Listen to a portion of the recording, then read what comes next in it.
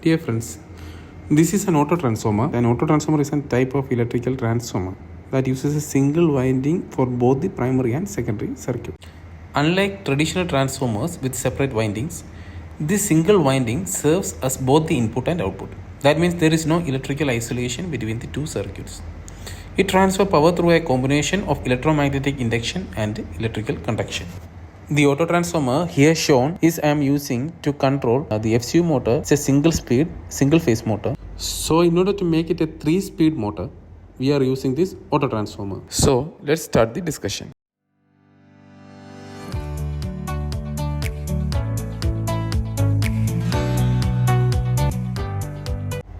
You can see from the drawing, this is MM, and the downside it goes to N, and different tappings. You see 1, 2, 3, 4, 5, 6, 7 tappings are there. So this MM, that means the single phase motor connection that will give to MM.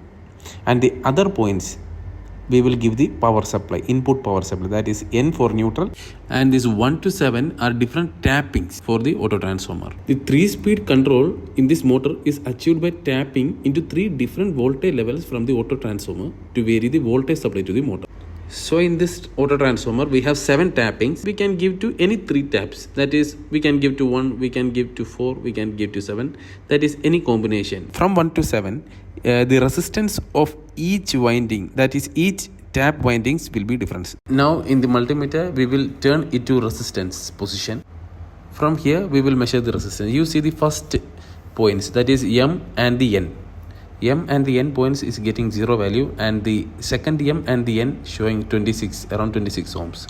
So that means the M and the N that is showing 0, that we won't give to neutral. This neutral, that is means these 2 points are winding resistance are very low and they are interconnected. So these points we can give us neutral points. The downside N we will give incoming line neutral, and the upside we will give the motor neutral. You can see from the second M and the first 1 number point in the downside, the resistance value is very low. These lines are interconnected, and from there we can give the phase. So downside, from that 1 to 7, these are the different voltage tappings of the autotransformer, and the upside M is the phase for the motor.